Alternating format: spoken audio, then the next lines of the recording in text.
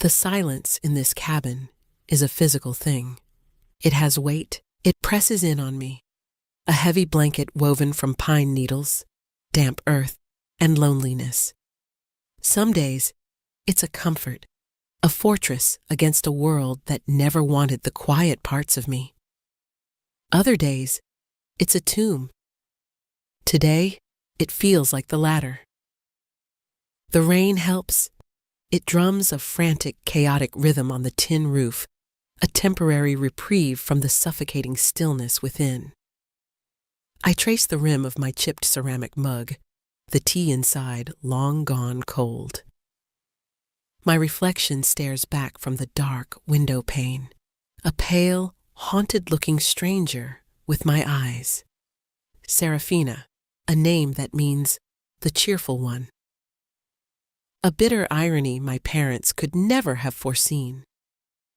I haven't been cheerful in years. Not since the last doctor, the one with the kind eyes and the cruel words, confirmed what I already knew in the marrow of my bones. Barren. A word that sounds like a slammed door. A word that Dmitri had hurled at me like a stone during our final, explosive argument. What good is a beautiful vase if it can't hold flowers? He'd sneered, his handsome face twisted into something ugly and unrecognizable. The memory is a fresh sting, even now, 2 years later. 2 years since I packed a single bag, drained my half of our joint account, and drove north until the city lights were just a toxic orange smear in my rearview mirror. I ended up here. A small cabin my grandfather had built, nestled deep in a forest so old it seemed to breathe. It was supposed to be a sanctuary, a place to heal. But some wounds don't close. They just fester in the quiet. The infertility was the diagnosis, but the real wound was the betrayal, the casual indifference, the stark realization that my worth, to him, to the world he represented, was purely functional. I was a means to an end, an heir, a legacy. When that function failed, I became decorative, then disposable. So I ran. I ran from the pitying looks, the whispers at parties, the hollow ache of seeing mothers with their children in the park. I ran from myself. But you can't outrun the silence inside your own body, the empty space that echoes with every heartbeat. A sudden, violent crack of thunder shakes the cabin to its foundations. The lights flicker, then die. Darkness swallows the room whole, absolute and immediate. I don't flinch. I'm used to the temperamental generator. The only light is the ghostly glow of the moon, breaking through the storm clouds in fleeting silver shards. Another sound cuts through the drumming rain. Not thunder, something else. A frantic scratching at the front door. My heart seizes, a cold fist in my chest. No one comes here. The nearest town is a 40-minute drive, and the locals know to respect the privacy of the hermit woman in the woods. They think I'm strange, maybe a little mad. They leave me be. The scratching comes again, more desperate this time, accompanied by a low, guttural sound that is definitely not human. A bear? A wolf? My breath catches in my throat. My grandfather's old hunting rifle is mounted above the fireplace, but I haven't the faintest idea if it's loaded, let alone how to use it. Logic screams at me. Stay inside. Stay quiet. Wait for it to go away. It's the sensible thing to do, the safe thing. But then a third sound joins the chorus. A cry. Thin, weak, and utterly desolate. It's the cry of an infant. Every cell in my body freezes. It can't be. It's a trick of the wind, the storm playing games with my frayed nerves and my aching, empty womb. But the cry comes again, a heartbreaking little wail that slices right through my fear. It's real. A baby, out there, in this storm, with whatever that other thing is. The memory of being abandoned, of being deemed worthless and left behind, rises in me like bile. The echo of Dimitri's voice, cold and final. The image of myself, small and alone in a world that didn't care enough to help. Number, not on my watch. I will not be the person who hears a cry for help and does nothing. I will not be them. My fear is still there, a cold, sharp-edged stone in my gut.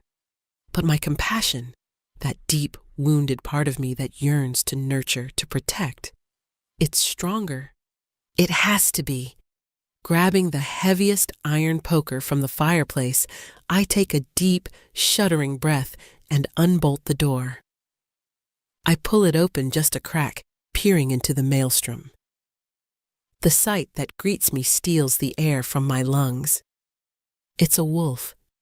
But it's like no wolf I have ever seen or read about. It's massive, impossibly so. Its fur the color of a starless midnight sky soaked and matted with rain, and something darker. Blood. Its shoulder is a mess of torn flesh, a grievous wound that looks deep and angry. It's leaning heavily against the doorframe, its huge body trembling with exhaustion and pain. Its eyes, which seem to glow with a faint internal luminescence, are fixed on me with a terrifying, unnerving intelligence. And curled beneath its massive, protective body, wrapped in what looks like a swath of black velvet, is a bundle, the source of the crying. The wolf lets out a low whine, a sound not of aggression, but of desperate supplication. It nudges the bundle forward with its nose, a clear, unmistakable offering. My God, my mind struggles to process the scene. It's a fever dream, a hallucination. But the baby's cry is real. The scent of wet fur and fresh blood is real. The cold rain lashing my face is real.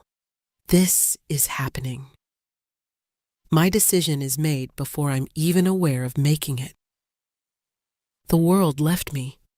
It deemed me unworthy of care. I will not do the same. Okay, I whisper, my voice trembling. Okay, come on. I swing the door wide. It's a breach of every wall I've ever built. An invitation to the wild, the dangerous, the unknown, into the very heart of my sanctuary. The great wolf seems to understand. With a final, monumental effort, it stumbles across the threshold, its claws scrabbling softly on the wooden floor. It collapses onto the braided rug in front of the cold fireplace, its breathing shallow and ragged. It never takes its intelligent, glowing eyes off me. I shut the door, the sound of the bolt sliding home feeling strangely final. I've just locked myself inside with a wounded predator and a crying infant. Am I insane? Probably, but as I kneel down, my hands shaking, and gently lift the velvet-wrapped bundle, the baby's cries soften to a weak whimper. I pull back the cloth, and I gasp. The baby is beautiful, impossibly so. Pale skin, a dusting of fine, jet-black hair. But it's the eyes that are so startling. They are open, and they are the color of deep twilight, holding a wisdom that no infant should possess.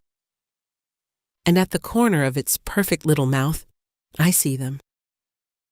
Two tiny, exquisitely sharp fangs, barely peeking past its upper lip. My heart hammers against my ribs. This is not a human child. And that massive, bleeding creature on my floor is not just a wolf.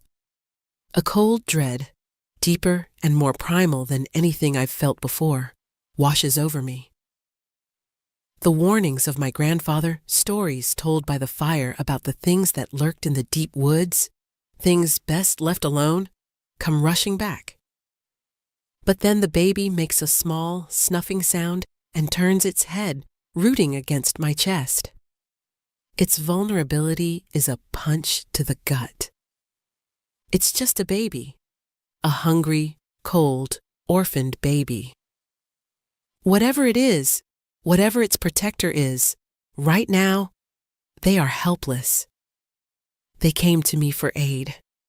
I look from the strange, beautiful infant in my arms to the dying beast on my floor.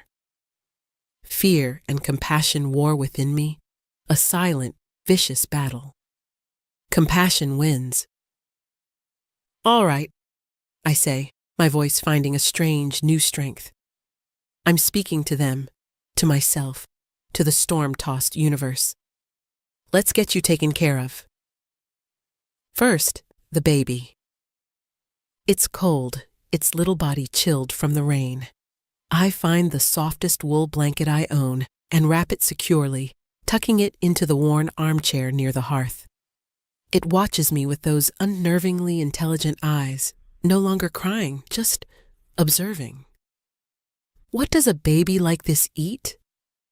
The question sends a fresh wave of anxiety through me. The tiny fangs are a clear indicator that milk is not on the menu. My mind races. Blood. It has to be blood. The thought is horrifying but practical. I have venison in the freezer from a deer that wandered onto the road last fall. I keep a small supply of animal blood drained and frozen for making blood sausage, a recipe my grandfather taught me. It feels macabre and insufficient, but it's all I have. I'll figure that out later. First, the wolf. I light a few oil lamps, casting a warm, flickering glow over the room. The shadows dance, making the creature seem even larger, more mythic. I approach it slowly, my heart in my throat. I'm not going to hurt you, I murmur, the words feeling foolish and small. I just want to look at your shoulder. It remains still, its head resting on its paws, but its luminous eyes track my every move.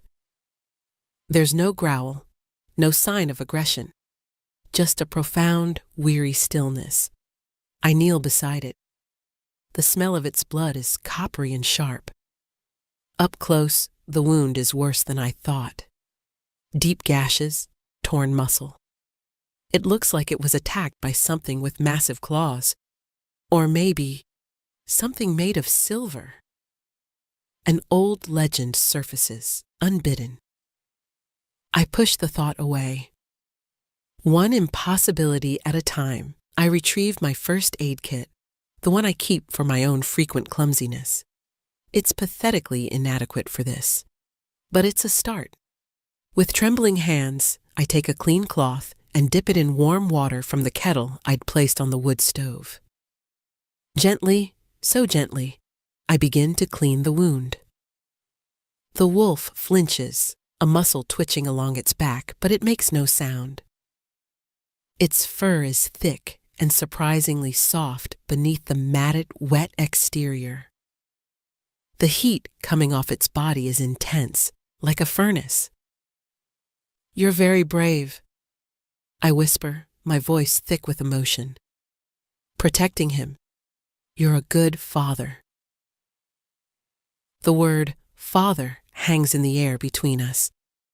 The wolf's gaze softens, a flicker of something that looks like gratitude. Or maybe I'm just projecting my own desperate narrative onto it. I clean the wound as best I can, disinfect it with the harsh sting of antiseptic, and then, using the largest bandages I have, I wrap the shoulder. It's a clumsy, makeshift job. As I work, I talk. I don't know why. Maybe the silence is too much to bear. Maybe it's because this creature, this silent, wounded beast, feels like a safe confidant. It can't judge me. It can't sneer or pity or dismiss. My name is Serafina, I say softly. I live here alone. I prefer it that way. People can be disappointing. I tell it about Dmitri, about the hollow words and the colder silences. I tell it about the doctors and the ache of emptiness that never goes away. The words pour out of me, a confession whispered into the storm, witnessed only by a dying wolf and a fanged infant. It feels like lancing a wound. Painful, but necessary. When I'm done, I sit back on my heels, emotionally and physically exhausted. The wolf lifts its massive head and does something that stops my breath. It leans forward and gently, deliberately, licks the back of my hand. Its tongue is rough, like coarse sandpaper, but the gesture is one of profound, shocking tenderness. A single tear escapes and traces a hot path down my cheek. I don't know what I've brought into my home, but for the first time in years, I don't feel entirely alone. The days that follow fall into a strange, surreal rhythm. My life, once a predictable pattern of solitude, is now dictated by the needs of my two mysterious guests. The baby, who I've started to call Orion, a name I read in a book of old myths, meaning of the fierce people, is a quiet, watchful presence. Feeding him is a delicate, unnerving process. I thaw the frozen venison blood and warm it gently over the stove, testing the temperature on my wrist like I've seen mothers do with milk. I use a small medicine dropper to feed him, a few drops at a time. He takes it eagerly, his strange twilight eyes fixed on mine. It's the most maternal I have ever felt, and it breaks my heart. The wolf, who I simply call Wolf in my head, for he feels too immense and ancient for any other name, spends most of his time resting by the fire. He is a silent, brooding shadow in the corner of my small cabin. But he is not just an animal. I am more certain of that with every passing hour. He watches me. When I read, his gaze follows the page. When I speak to Orion, his ears twitch, as if listening to every word. And he is healing. Impossibly fast. The wound on his shoulder, which should have been a death sentence, or at the very least taken months to mend, is closing at a miraculous rate. Within 3 days, the angry red has faded to a puckered pink scar. By the end of the week, new dark fur is already beginning to cover it. It's unnatural. It's impossible. And it confirms my deepest fears and suspicions. These are not creatures of my world. I should be terrified. Every instinct for self-preservation should be screaming at me to run, to find a way to get them out of my house. But I'm not scared. Not anymore. The fear has been replaced by something else. A quiet sense of comfort. A feeling of being seen. In the evenings, after I've fed Orion and settled him in a makeshift cradle I fashioned from a laundry basket, I sit on the rug by the fire, near the wolf. And I talk to him. I tell him things I've never told another soul. Dmitri used to say my quiet was a flaw, I whisper one night, the firelight dancing on the wolf's dark fur. He wanted someone sparkling, someone who could charm his business partners. I always felt like I was failing a test I didn't know I was taking. The wolf lets out a low rumble, a sound that vibrates through the floorboards and into my bones. It's a sound of displeasure, of anger on my behalf. He rests his great head on my knee. The weight is solid, real, and deeply comforting. His fur is soft and warm. I hesitate for only a moment before my hand comes to rest on his head, my fingers stroking gently between his ears. He leans into my touch, a soft sigh escaping him. This is our routine. My whispered confessions, his silent, steadfast comfort. He has become the keeper of my sorrows. I feel a bond forming between the three of us, a strange, unspoken connection woven in the firelit quiet of the cabin. Me, the broken human. Him, the impossible healing beast. And Orion, the child of twilight, who watches us both with ancient eyes. We are a fractured, impossible little family. And for the first time in my life, I feel a glimmer of something I'd long given up on. Hope. One afternoon, nearly 2 weeks after their arrival, I'm sitting with Orion, trying to entice him with a small wooden bird I carved. He's not interested in the toy. Instead, he keeps reaching his tiny, perfect hand out towards the wolf, who lies sleeping by the hearth. A gurgle of frustration escapes him. "He's sleeping, little one," I murmur. "Let him rest." But Orion is insistent, his little fingers opening and closing, a desperate, grasping motion. And then I feel it. A pull. A strange, tangible tug in my chest, centered right over my heart. It's not a physical sensation, but an emotional one, a current of longing and connection that flows from the baby through me and towards the wolf. It's so strong it makes me dizzy. "What is this?" The wolf's eyes snap open. He isn't looking at the baby. He's looking at me. His gaze is intense, questioning. He felt it too.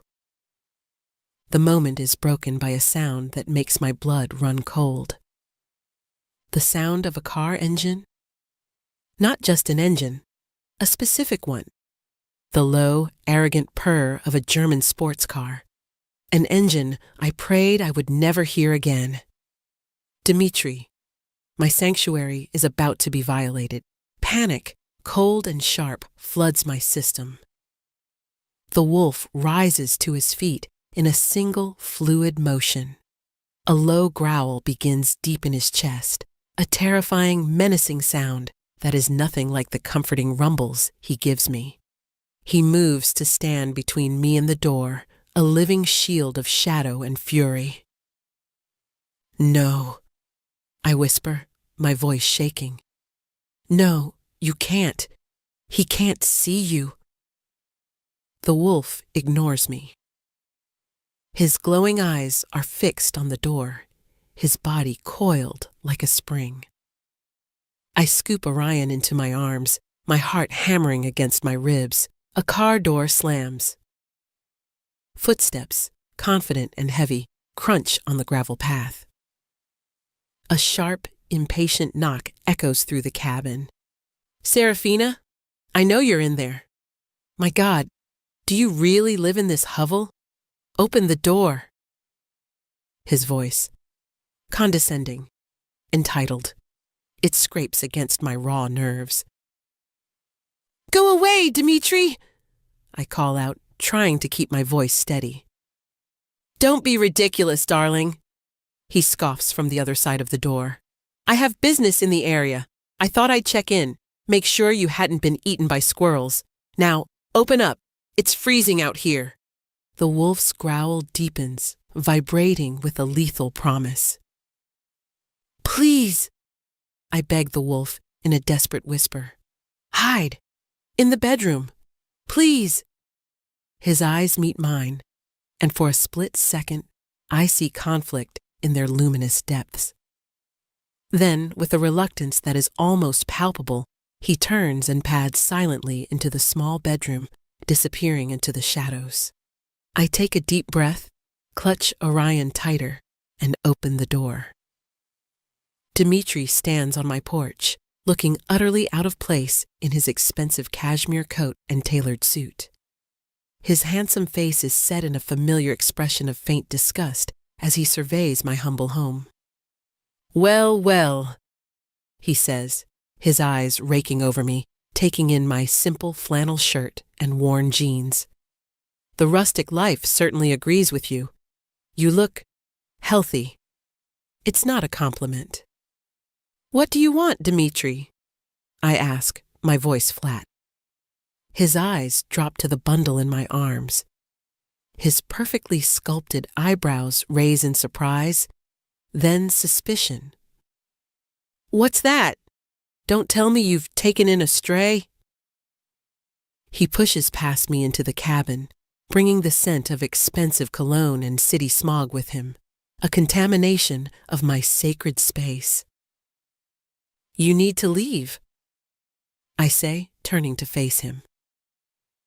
Not before you tell me what's going on, he says, his gaze fixed on Orion, who has thankfully hidden his face in my neck. Whose is it? Did you finally find some lumberjack to knock you up? The crude words are a physical blow. Get out, I say, my voice dangerously low. Or what? He sneers, taking a step closer. You'll throw a pine cone at me? Serafina, this pathetic little fantasy is over. I need you to come back. I stare at him, incredulous. Come back? Why on earth would I ever do that? My father is putting pressure on me about the succession, about an heir, he says, as if this is a perfectly reasonable explanation. My new girlfriend, Victoria, she's not the maternal type. You are. We can adopt, I suppose. It's not ideal, but you'll present well. You'll play the part. He's not asking me. He's telling me. He thinks he can just walk back into my life and slot me back into place like a piece of furniture he'd temporarily put in storage. The sheer, breathtaking arrogance of it leaves me speechless. You think, I begin, my voice trembling with rage. You think you can just show up here after everything and tell me to come back and play a part for you? It's a good offer, Serafina, he says, his patience clearly wearing thin. Better than this. He gestures around my cabin with a dismissive wave. He takes another step towards me, his hand reaching out as if to take Orion from me. Give me the child, he says, his voice hardening. We need to talk, and that thing is a distraction. That's when it happens. A blur of motion, a sound that is not a growl, but a roar of pure, possessive fury. The bedroom door splinters off its hinges. It's not the wolf that emerges. It's a man, or something that looks like a man. He is impossibly tall, broad-shouldered, and clad in shadows that seem to cling to him like a second skin. His hair is as black as the wolf's fur, his face a sculpture of harsh, aristocratic beauty. And his eyes are the same luminous, intelligent, terrifying eyes that have been watching me for weeks. Dmitri freezes, his mouth falling open in a silent scream of terror. The man, the being, moves with a speed that is not human. He crosses the room in a single, silent step, his presence sucking all the warmth from the air. He places himself between me and Dmitri, a definitive, unbreachable wall. You will not touch her, he says. His voice is a low, resonant baritone, laced with ancient power and cold, lethal rage. It's the voice of kings and predators. It's the voice I've been hearing in my soul. Dmitri stumbles backward, his face ashen with terror. What the hell are you? The man doesn't answer. He simply looks at Dmitri with an expression of utter contempt. Then, Dmitri does something suicidally stupid. His fear gives way to bravado. From the pocket of his coat, he pulls a small, ornate silver letter opener. A ridiculous, foppish thing. Get away from her! Dimitri threatens, brandishing the silver point. The man's lip curls in a sneer that is both terrifying and beautiful. You dare threaten me? With that toy? Dimitri lunges. It's a clumsy, desperate move. The man moves like lightning. He sidesteps the lunge, his hand shooting out to grab Dimitri's wrist. There's a sickening crunch of bone. Dimitri screams, a high, thin sound of pure agony, and the letter opener clatters to the floor. But in his flailing, Dimitri manages to swipe the silver point across the man's forearm. A hiss of pain escapes the dark man's lips. A thin line of black smoke rises from his skin where the silver touched him, the flesh sizzling like water on a hot skillet. He shoves Dimitri away with contemptuous force. Dimitri flies across the room, crashing into the wall with a sickening thud before sliding to the floor in a crumpled, moaning heap. The dark man stands panting in the center of the room, his attention now fixed on the smoking wound on his arm. He cradles it, his handsome face contorted in pain. He seems vulnerable. My feet move without my permission. The world has narrowed to this single, impossible moment. Orion is safe in my arms. Dimitri is a pathetic, whimpering heap on the floor. But this being, this man-wolf, my silent confidant, my protector, he is hurt because of me. I place Orion gently back in his cradle, and then I walk towards the dark stranger. He looks up as I approach, his luminous eyes wide with alarm. Stay back, Serafina, he commands, his voice strained. I am not safe. I ignore him. I see the pain in his eyes, the same pain I saw in the wolf's. I reach out and gently take his injured arm. His skin is cold like marble, except for the searing heat of the silver burn. He hurt you, I whisper, my thumb stroking the unblemished skin just below the wound. It is nothing, he grits out, but I can see the lie in the tight line of his jaw. He tries to pull his arm away, but I hold fast. No, I say, my voice firm. You protected us. Now let me help you. I look down at Dimitri, who is beginning to stir, and then back at the stranger.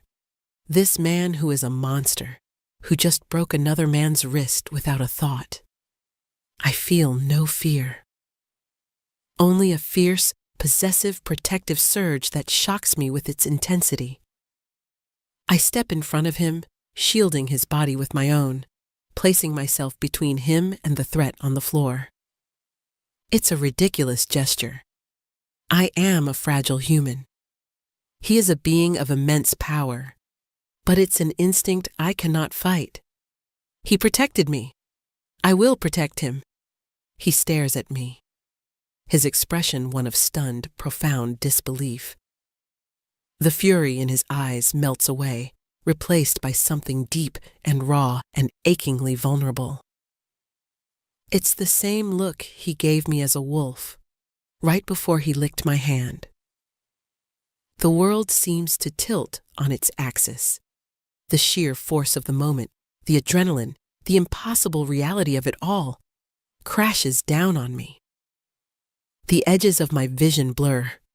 The sounds of the room, Dimitri's groans, Orion's soft cooing, the stranger's ragged breathing, fade into a distant hum. The last thing I see before the darkness claims me is his face, his luminous eyes filled with a desperate, ancient longing. Consciousness returns to me in gentle waves. The first thing I register is the scent, not the familiar pine and wood smoke of my cabin. This is something else, something ancient and clean. The smell of old stone, night-blooming flowers, and cool, still air.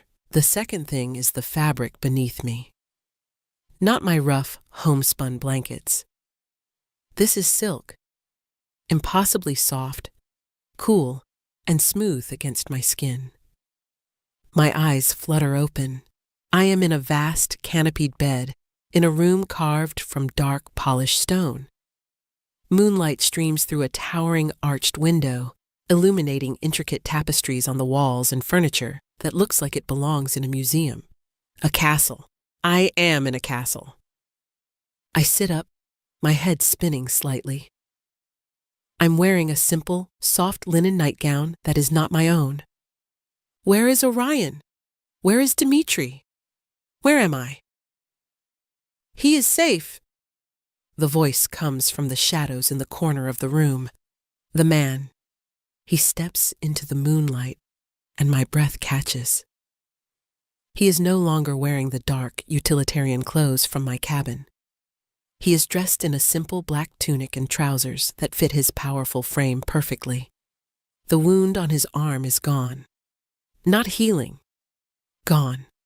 As if it never existed. His beauty is even more striking in the ethereal light, but it's the expression on his face that holds me captive. It's a maelstrom of guilt, awe, and a sorrow so profound it seems to radiate from him. Orion is with Elspeth, my housekeeper. He is being cared for, he says, his voice soft, resonant. The other one has been removed. He will not trouble you again. I process this. Removed, a chillingly final word. I find I don't care what happened to Dimitri. Who are you? I whisper, my voice hoarse. He walks closer to the bed, stopping a respectful distance away. My name is Lucian. The name settles in the air between us, heavy with unspoken meaning. You were the wolf? I state, not a question. He inclines his head. I was.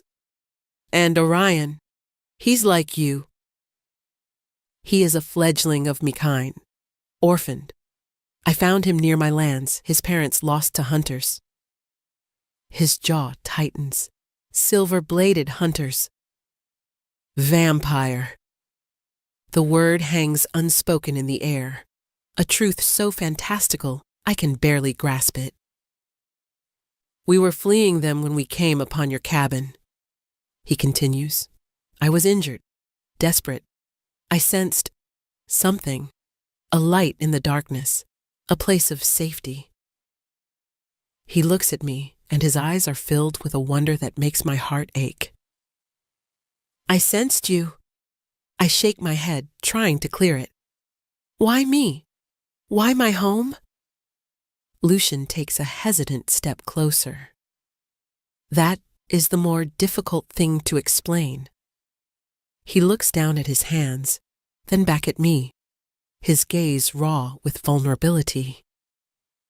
In my world, Serafina, for a very few of us, there exists a bond that transcends choice, that is written into the very fabric of our souls. A fated connection. One soul, one heart, split across two beings. He pauses, searching my face for understanding. It is called the Anam Cara, the soul friend, the other half of one's existence. My mind is reeling. Fated mate, a concept from fantasy novels and whispered myths. That pull I felt. I begin, remembering the moment with Orion. The connection between him and you and me. Orion sensed the bond between us, Lucian explains. Fledglings are very sensitive to such things. He was reaching for the connections that holds our family together. Our family. The words send a tremor through me. You are my Anam Cara, Serafina, he says, his voice thick with emotion. My fated mate, the one I have waited 500 years to find. The confession is so immense, so world-altering, that I can't speak. All of it. The immediate, illogical trust, the comfort I felt in his presence, the way my soul seemed to quiet when he was near, the one-sided confessions that felt like a dialogue, the bizarre, possessive need to protect him. It all clicks into place with a terrifying, beautiful clarity. When I first saw you, I whisper, my voice barely audible. In the storm, I should have been terrified, and I was. But something else was stronger. Your compassion, he says, his voice full of reverence. You saw a wounded beast and a helpless child, and you opened your door. You did not see a monster. You saw someone in need of help. Just like I was, I murmur, thinking of my own past. He looks at me, his eyes burning with an intensity that seems to see straight into my soul. That man, Dmitri, the things he said to you, a muscle feathers in Lucian's jaw. I heard it all. From the moment I first laid eyes on you, I have felt a shadow of your pain, your loneliness, your grief. It is a part of the bond, and it has been my torment to feel it and be unable to comfort you. So he did hear me. Every whispered confession by the fire. He wasn't just a silent confidant. He was a participant. The thought should feel like a violation. Instead, it feels like a homecoming. To be so completely known, so utterly seen, but the reality of it all comes crashing down. He is a vampire, an ancient, powerful, dangerous being. I am just Seraphina, a broken, barren human. I don't understand, I say, shaking my head. What does this mean? What do you want from me? The question seems to wound him. He takes a step back, the vulnerable awe on his face replaced by a shuttered, pained expression. You saw what I am, Seraphina, he says, his voice turning cold, distant. I am a predator, a monster that breaks men's bones and drinks the blood of the living. My world is one of darkness and violence. It is no place for someone like you, someone so full of light. He is pushing me away. After everything, after this impossible, soul-shattering revelation, he is trying to push me away. You were injured, he continues, his voice flat and devoid of emotion. The shock was too much for you. You will rest here tonight. Tomorrow I will have you taken somewhere safe, far away from here. I can provide for you. You will want for nothing. You will be able to forget any of this ever happened. He is trying to do to me what Dmitri did. Make a decision for me. Dismiss my own will. Lock me away somewhere pretty and safe where I won't be a problem. The thought ignites a fire in my belly, a rage that is hot and clean and powerful. Number, not again. I will not be dismissed. I will not be protected from a life I am just beginning to understand. I slide out of the bed, my bare feet cold against the stone floor. The linen nightgown does little to make me feel powerful, but I stand tall, lifting my chin to meet his gaze. No, I say, my voice ringing with a strength I didn't know I possessed. He looks startled. Seraphina, don't you dare, I interrupt, taking a step towards him. Don't you dare talk to me like I'm a fragile piece of glass that needs to be packed away in a box. I am not her anymore. I take another step. He remains perfectly still, a dark statue of conflicted misery. You think I don't know what you are? I challenge him. I've known you were something more since the first night. I saw the way you healed.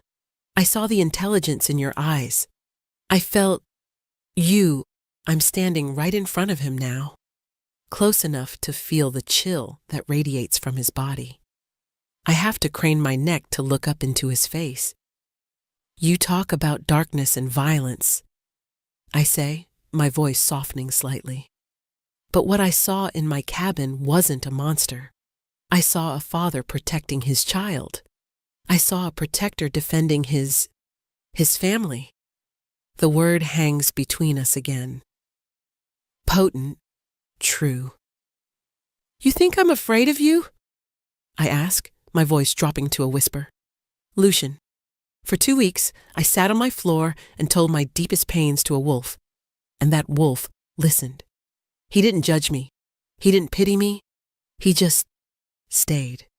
He made me feel safer than I have ever felt in my entire life." I raise a trembling hand and touch his chest. His body is hard as stone beneath the tunic and so cold. But beneath the chill, I can feel a faint, slow, rhythmic vibration. His heart. "You are not a monster to me," I whisper. "You are the other half of my soul. You said it yourself." A tear escapes his eye and traces a path down his perfectly sculpted cheek. It looks like a drop of liquid silver in the moonlight. "You deserve better," he chokes out, his voice thick with centuries of loneliness. "You deserve sunshine and laughter and a normal life." "I had a normal life," I retort, my voice sharp with remembered pain. "And it was a cold, empty hell where I was told I was worthless. I don't want that life. I want this one, with you." At that moment, a soft cry comes from the doorway. We both turn. An older woman with kind eyes and silver hair stands there, holding a now fussy Orion. She gives us a small, knowing smile. Orion sees us. He stops fussing. His little arms reach out not for me, not for Lucian, but for the space between us. He makes a soft, demanding noise. Lucian looks at the baby, then at me, his resolve crumbling. I take his hand. His fingers are like ice, but they curl around mine instantly, desperately. I take my other hand and hold it out to Orion. The old woman, Elspeth, steps forward and allows the baby to grasp my finger. And there we are. Lucian's hand in mine, my other hand held by Orion, a circuit, a family, complete. "Don't push me away," I plead, my gaze locked with his. "Don't make me be alone again. I think it would kill me." "Seraphina." He breathes, my name a prayer on his lips. All the pain, all the loneliness, all the centuries of waiting are in his eyes. He leans down, his movements slow, deliberate, giving me every chance to pull away. I don't. I rise on my toes, meeting him halfway. His lips meet mine. It's not a kiss of fire and passion. It's something more. It's the feeling of a key sliding into a lock. It's the quiet click of two perfectly matched pieces finding each other after a lifetime of being apart. His lips are cold, but a warmth spreads from the point of contact, flooding my entire body, chasing away the last vestiges of fear and doubt. It's a kiss of belonging, of destiny, of home. He pulls back slightly, resting his forehead against mine. His eyes are closed. "I love you," he whispers, the confession torn from the deepest part of his ancient soul. "I have loved you since before I knew your name. I love you too," I answer, and the truth of it resonates in every fiber of my being. I have loved the wolf. I have loved the protector. I have loved the silent keeper of my heart, and they are all him. We have found each other, and this time, no one is letting go. 6 months later, The moonlight that streams through the great hall's windows is the same moon that once illuminated my lonely cabin, but it feels different now. Warmer, kinder. The court is gathered. Hundreds of Lucian's people, the children of the night, stand in silent attendance. They are an intimidating assembly of lethal grace and ancient power. When I first arrived, their gazes were wary, suspicious. I was a fragile mortal, a strange anomaly in their world of eternal twilight. The unwanted girl. But now they look at me with respect, with acceptance. I stand beside Lucian on the raised dais, his hand holding mine. His touch is no longer shockingly cold, but a familiar, comforting coolness that anchors me. I am wearing a gown of deep midnight blue, the color of his wolf form, a silent tribute to how we met. Orion sits on a high-backed chair nearby, looking like a miniature prince, watched over by the ever-faithful Elspeth. He is growing, thriving, his twilight eyes full of mischief and intelligence. He is our son, in every way that matters. This ceremony is not a wedding, not in the human sense. It is an affirmation, a formal presentation of the prince's anamkara to his court, a declaration that I am not a guest or a consort, but the other half of their leader's soul, the heart of their family. She came to us not in strength, but in compassion. Lucian's voice rings through the silent hall, filled with a pride that makes my own heart swell. She offered sanctuary when she had none. She showed courage when she was filled with fear. She is Seraphina, my heart, my soul. She is your princess. A murmur of assent ripples through the crowd, a unified sound of loyalty and welcome. The isolated, broken woman who hid from the world is gone. In her place is me, but a version of me I never knew could exist.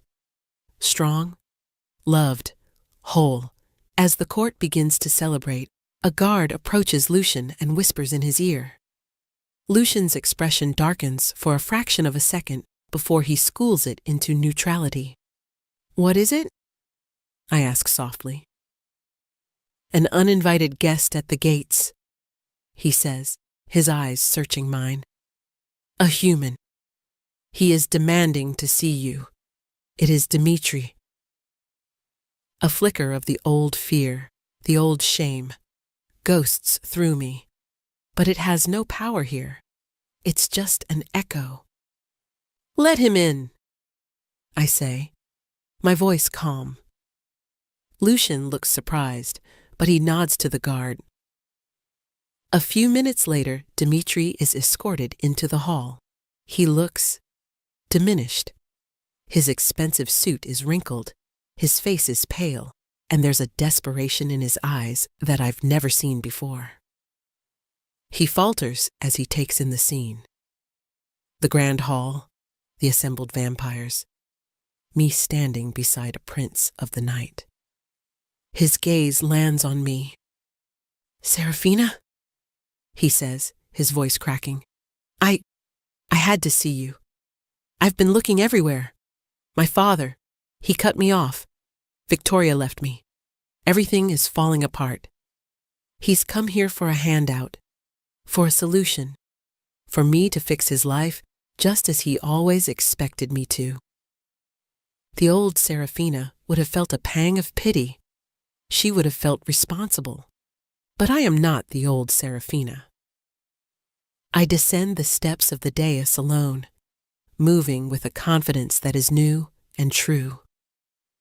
I stop a few feet from him. "You're looking well, Dimitri," I say, my voice even and cool. He stares at me, at the gown, at the poise, at the lack of fear in my eyes. He seems to finally understand that the woman he knew is gone forever. "What is this?" he whispers, gesturing wildly. "What are these people? Who is he?" This is my home, I say simply. These are my people, and that, I glance back at Lucian, who is watching us with an expression of fierce, unwavering love, is my husband, my family. I let the words land. I see the comprehension, the jealousy, the utter defeat dawn on his face. He came here to reclaim what he thought was his, only to find it had transformed into something he could never hope to possess or even understand. He has nothing to offer me. He has no power over me.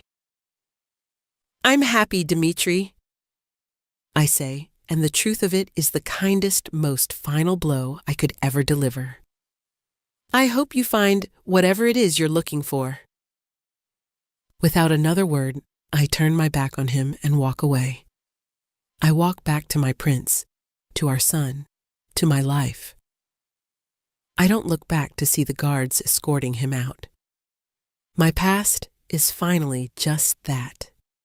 The past. Later that night, Lucian and I stand on a high balcony overlooking the moon-drenched valley. Orion is asleep in his chambers, safe and sound. The cool night air feels clean and full of promise. Lucian wraps his arms around me from behind, resting his chin on my shoulder. Are you all right? He asks, his voice a low rumble against my back. I'm more than all right, I say, leaning back into his solid, comforting presence. I'm home. We stand in silence for a long time, watching the stars. I think about the path that led me here. The pain, the loneliness, the years of feeling broken and unwanted. I once believed my infertility, my quiet nature, my deep, aching well of compassion were my greatest weaknesses. The flaws that made me undesirable. But it was my compassion that made me open the door that night. It was my willingness to care for the abandoned that brought me this impossible love. It was the part of me the world rejected that led me to a world where I belong. My greatest weakness was my greatest strength all along. Lucian's lips brush against my temple, a soft, cool kiss. What are you thinking about? He murmurs. I smile, a real, genuine smile that reaches my eyes. I'm thinking, I say, turning in his arms to face him, that sometimes the most beautiful flowers grow in the most broken vases.